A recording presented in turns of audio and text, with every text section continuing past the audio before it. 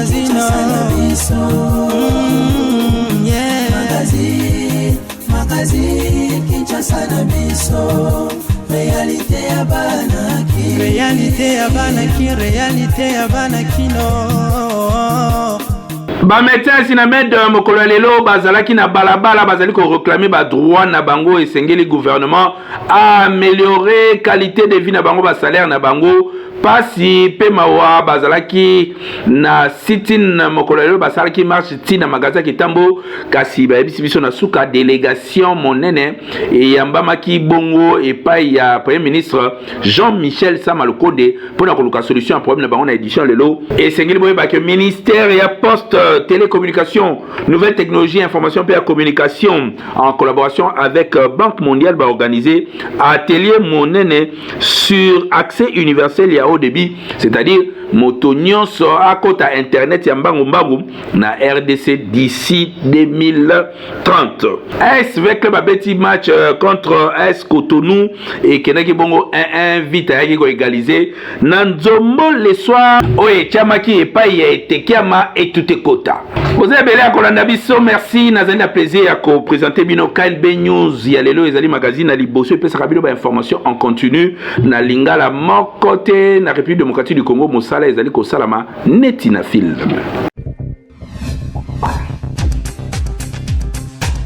Président de la République Félix Antoine Tshisekedi Ayambi Bongo John Kerry Oaye na compte ya ko représenter président américain Joe Biden pe boyebi madame que John Kerry azali pe chargé ya ma solo ya climat na ba autorité ndenge na ndenge oyo baye ko participer na COP 27 c'est-à-dire ba préparatif oyo ezali ko salema awa avec impact na idéologie bolanda reportage ya Myriam Mankala. Président de la République démocratique du Congo, Félix Antoine Tshisekedi Tshilombo, a sololaki tour à tour na Timmermans, vice-président et la Commission européenne en charge du climat, John Kerry, envoyé spécial et président américain pour Namaïmatali climat, Sameh Choukri, ministre égyptien des Affaires étrangères, P, président et COP 27, Alok Sharma, ministre d'État britannique, P, président et COP 26. Timmermans et Longona Jean-Marc Châtaignier, ambassadeur et Union européenne na République démocratique du Congo a sololaki na chef de l'État na Maimatali ba Angers oyo République démocratique du Congo pe ba pays européen bazali ko kabolana oyo etali crise climatique. John Kerry pona ye a s'entretenaki na président de la République pona Maimatali ba opportunité ya développement économique ya République démocratique du Congo pe sur équilibre ya ko établir entre développement économique pe protection ya bassin du Congo. Pona Sameh Choukri a transmetaki na Félix Antoine Tshisekedi Tshilombo message ya amitié ya homologue naye égyptien Al-Sisi na ko réaffirmer l'engagement ya Égypte ya ko renforcer lisusu coopération naye na République démocratique du Congo na ba domaine ya éducation pe ya santé. Félix Antoine Tshisekedi Tshilombo azwaki ba entretien téléphonique na homologue naye ya Zambie Akainde Hichilema ba chef d'état mibale oyo ba betaki masolo ya sécurité na est ya République démocratique du Congo te lisusu situation ya ba chauffeur ya poids lourd na kati ya espace communauté de développement de l'Afrique australe pe stabilisation ya région ya Cooper Belt entre République démocratique du Congo na Zambie. Ministère ya PTNT qui est la Banque mondiale va organiser bongo atelier monene sur accès universel et à haut débit na République démocratique du Congo d'ici 2030 avec un partenaire idéologie bolanda ba détail na reportage oyo.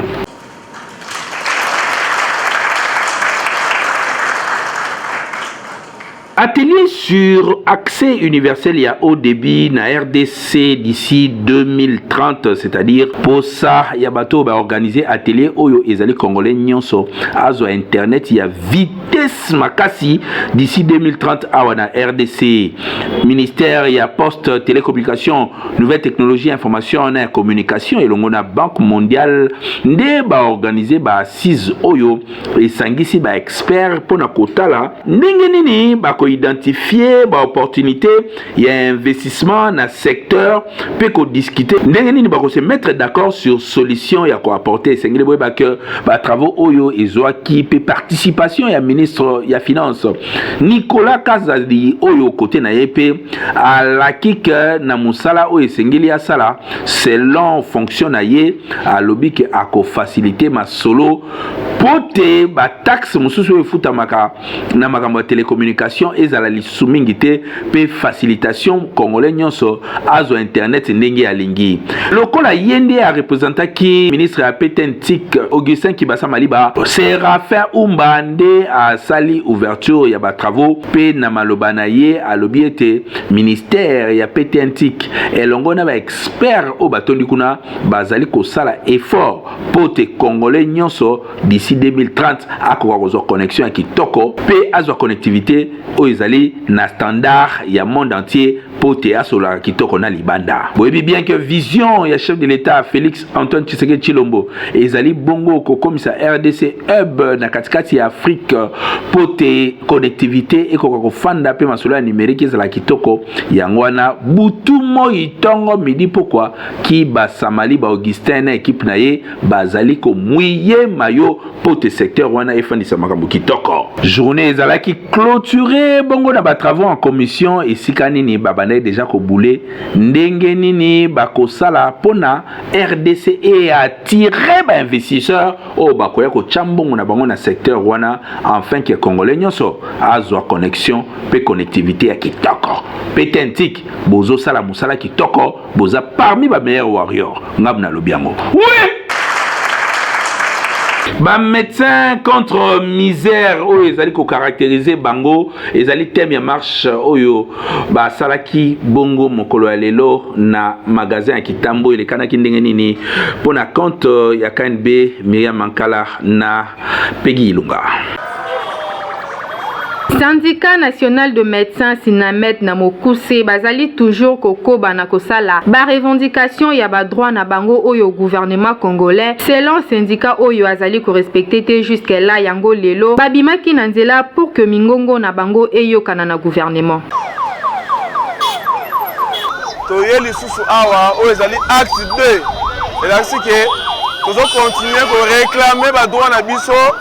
oyo gouvernement congolais ti lelo azali ko respecter yango te azali ko pesa biso ba droit na biso te to yesu kuna ko réclamer ba droit na biso awa ba droit oyo ezali par rapport ya accord auto signé ki na gouvernement le 3 août 2021 ba accord to signé ki na gouvernement to travailler to futa biso mosolo oyo ebongi na yango te na mosala to sala te mais to lobaki lokola gouvernement zo respecter yango te nde tobimi na nzela mpona koréclame yango pacifiquement po tozonga na badroit na biso toyebi condition de vie ya médecin congolais tosalaki première marche na biso boyebi ndenge nini ese soldaki médecin aza cadre ya mboka médecin asungaka bato e condition ya médecin ezozala malamu te yango wana tomoni te toke na nzela ya grève tosona bakonzi ya mboka tozozwa solution malamu te yango tolobi te tokita na nzela lokola likonzi ya mboka mobeko likonzi ya mboka elobi na biso ke marche pacifique eza autorisé yango tobimi totambola ke bakonzi ya mboka bayoka pasi na biso bamona biso ke condition na biso ezala moins amélioré par rapport à basecteur mosusu protocole ya chef de l'état ou ya présidence ebengaki bakonzi na biso notamment ya Sinamed na Silimed wana bazalaki na rencontre na premier ministre ke akoyamba bango lelo na 11h nde tozalaki ebele awa na place magasin général Sylvano Kasongo ayaki posa délégation ya 8 personnes oyo bakokende kokutana na mokonzi ya mboka po basola par rapport ya ba revendication na biso voilà raison ya mokonzi ya ville province ya Kinshasa général Sylvano Kasongo venir réclamer nos droits ce qui est normal. OK. C'est ça que vous avez déjà donné. Vous avez donné une bonne réponse. Ndenge général Kasongo Aouti Kozala Awa, c'est vrai, à Ebisi Biso que ba auteur ya ba acte wana ba za déjà sous responsabilité ya justice na biso. Alors, c'est là que réellement, Batouana va sanctionner par rapport à l'acte na bango. Parce que ce n'est pas quand même normal. Il y a qui peut réclamer Batouana Bisso. Mais ce n'est pas normal qu'on fasse comme ça s'est fait dernièrement les 21. Ce n'est pas normal. Non, le syndicat Nabisso est déjà engagé. À l'instant même, Baza en voie d'audience. Baza est chef de l'État pour expliquer la situation Nabisso. Ok? Pas de primes, on n'a pas de salaire. Ok? Pour ceux qui ont déjà des primes et des salaires, on veut aussi majorer. Parce qu'actuellement, ok? L'argent qu'on touchait là, ça ne suffit plus. Il suffit de sauter. Et combien insuffisant? Nasima Général Kasongo akitaki na terrain esika ba manifestant bazalaki na Kitambo magasin pe amemaki 8 médecins epai ya Premier ministre Jean-Michel Samalukonde pe Général Kasongo s'excusaki bongo epai ya ba médecins pona ba gaz lacrymogène oyo ba policier ba betaki pendenge ba yibaki ba médecins ba sac lors ya marche ya liboso ya Sinamed. Attendons la position de sa tête. S'il y a des policiers qui sont mal comportés, ils vont le punir, ils seront punis. Quelques médecins bayamba qui est pas Premier ministre Jean-Michel Samalukonde pour nakota la situation na bango parce que ba médecin ya République démocratique du Congo ba leli pas si eleki ba kondi semble-t-il bazolia bango moko bazali ko kiper bato oyo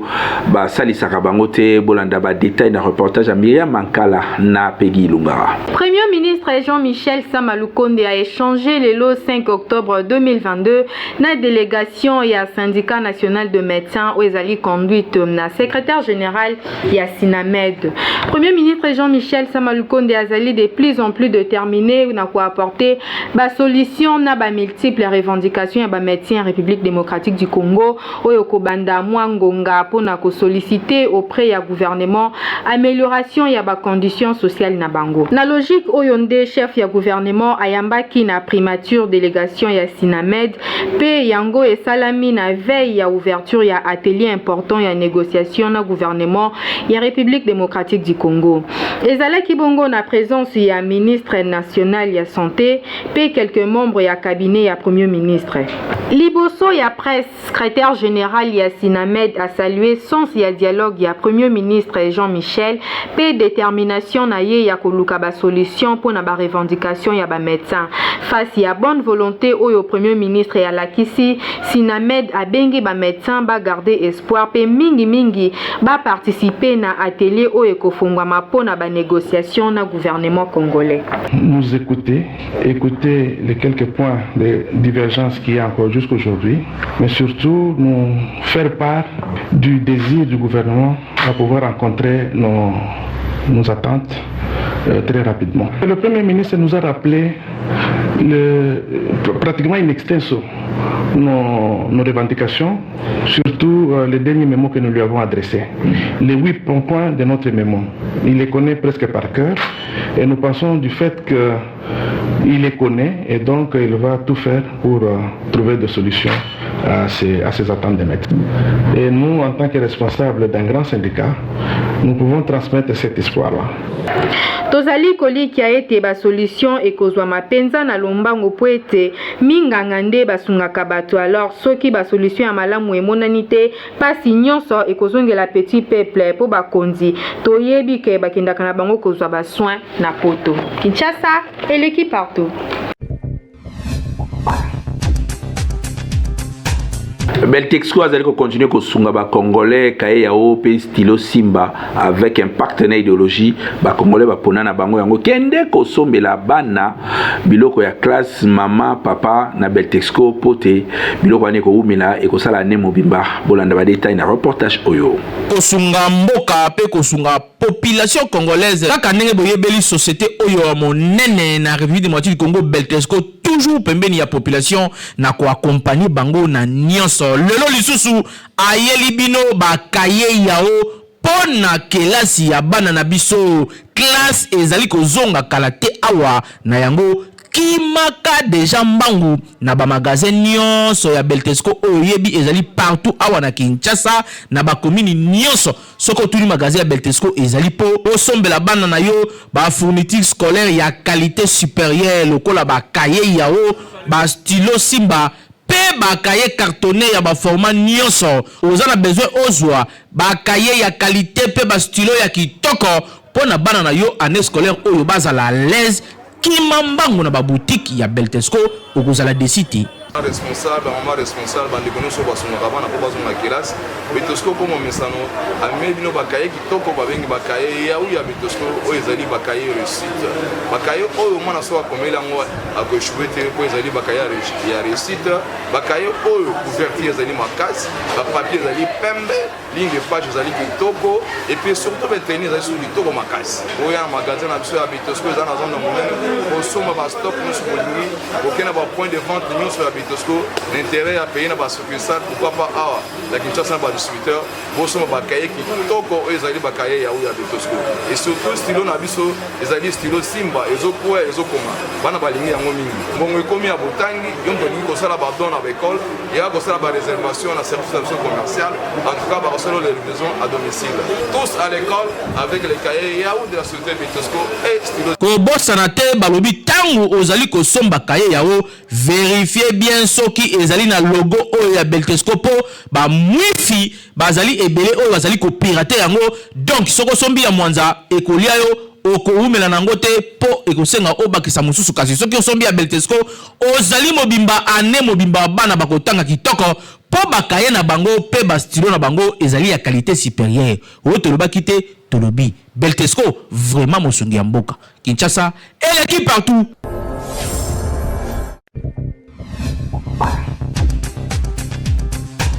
Tracasserie ya policiers, 5 policiers bakangabi bokola lelo pona nini balongoli batterie ya mutu azali kotambola pona bakanga ba fungoli kapo balongoli batterie bakenango ezalaki bongo na poilu bobi malamu ke ba policiers o bazaka na kingabo wana basala ka tracasserie ya salité ya bosoto na kanisa kende babandi ko kanga bango nyonso po bango mo nde bata désordre liboso et karaki nzela na chaussée moi mi ton soso ele ka ezalaki te pelé chauffeur de azalaki en mode fort et te pelé chauffeur aboy ko tempérer to président to yebise po akenda na bureau aboyaki pesa biso to ba conduire moto comme na bureau aboyaki parce que handicapé ayo koya alubino ba yebo pesa nga moto beza yanga tellement que ezalaki déjà chauffeur de incompréhension déjà entre biso to dimo to cha moto ya zaki kata moto kate ya zaki kata moto ayaki moto ayaki nani ayaki sima ya ayaki sima parce que to ko zo batterie po bango balangela batterie na bito oh bien bosi besoin ko to ka bato batterie na que moto ka soki moto sai force ma a cosité moto la batterie oh doit besoin que pas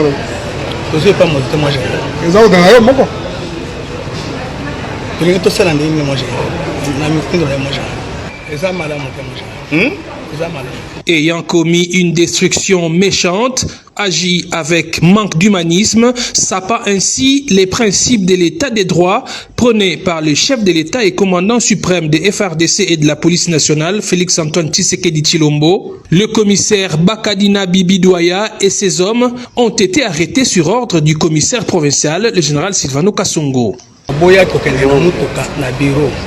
na chauffeur na ye en bon difforme agent handicapé aboyo kende na mutuka na bureau sikoyo ngai sikoyo na mini so qu'est-ce que je dois faire pesa ta contact ou bien to kende na mutuka na bureau je ne pars pas aboyo kokutana na pe na comprendre que non ndenge za bo il faut na zwa batterie na ye faut akolanda siko ba on va batterie pour on aussi batterie mutuka tira na ba écoutez son bouteille on joue solution ni on va batterie mutuka tira na ba et on crée un bouteille le continuer en montage on l'instant bino ba konzi ba konzi sina c'est la salle de l'OMC. Nous avons officier pour apprécier. Maman, ton ambition, c'est quand on est en ailleurs, je dois battre, mais ça fait à tous prochainement. Ils vont être déférés à l'auditorat militaire afin qu'ils répondent de leurs actes conformément à la loi.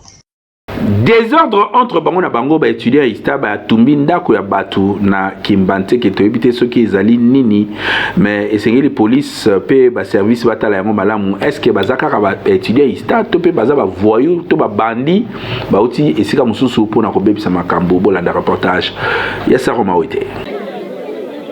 lelo na commune ya Kimbanseke na quartier Muli na avenue Kitiona ba étudiant ya Ista ba tumbi biloko ya ndaku ya batu ba panzi pe ba bebisi selon famille oyo bazali victime ba lobi ezali a conflit na bango entre bango ba étudiant ya Ista nde yango esali ete baya kosala sabotage lelo awa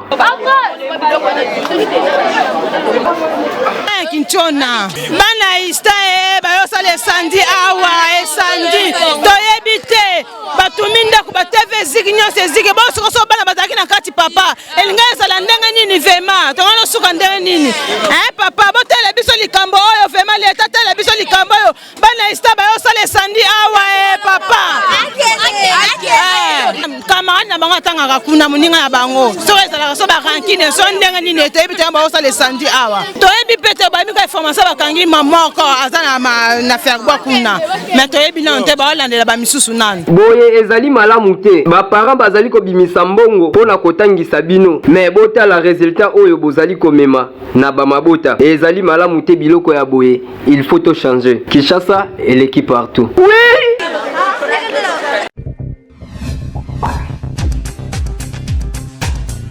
AS Cotonou victime ya nzombo le soir contre V Club na match amical oyo babetaki balobi vita chebi à dernière minute mutache yango etekiama et tout ekota ezalaki ya koinda mabe atako match kenil mais V aloko la chen nzombo et puis etekiama mutache yango esali kitoko na bana veya. En attendant ba livrer match ya 16e de finale na Ligue des Champions, Association Sportive Vita Club ba livrer ki bongo match ya amical na club oyo Cotonou. Match oyo esalaki kekende un but partout.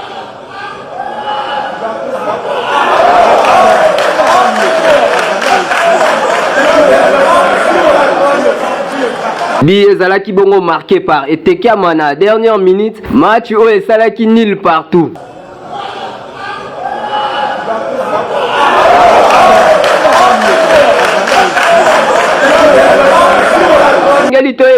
AS Vita Club a kobeta premier match na ye le 4 octobre 2022 awa na Kinshasa. Ba sengi na ba Moscovite nyoso tu baya pour la soutenir équipe na bango. Jamais erata mboka bana bana TikTok et lobeli ya TikTok na esale ya TikTok eza modèle oyo bato bapona ko vivre communauté congolaise mikolo yo surtout bato bazali banda na ba baza na kati même moral na kati ya TikTok bango tu bato pétage mona Omar Dosha mona kanisa tabola momo na sala kala kanisa tabola moko na sala kala no yo oko prier te yo mafuta oko prier te na prière eza pona bango pourquoi t'as changé comme ça tout le monde no boko loba papa oh musali na maldoché oyo sali na mardoché kanisa tabola moko banda na botama kanisa tabola moko banda na botama o na sala okoka ko justifier Bwage ya kolanda Kanbe News, merci na fidélité na bino na sima ya caméra Peggy Lunga assisté bongo na Saron Mawete na manette kuna Agape Kajama pe esengeli koyeba que faso Kirombe azaki na pointe toujours multifonction pe Myriam Makala merci pour la fidélité na bino pe à partir ya lobby boko zwa analyse ya bitambola tambola ya mongo azongeli bino na pointe Kanbe kaka ndenge tolobaki awa soki nanu masolo na betamite seki na koti Kinshasa te na no côté RDCT tukuta lobby magazine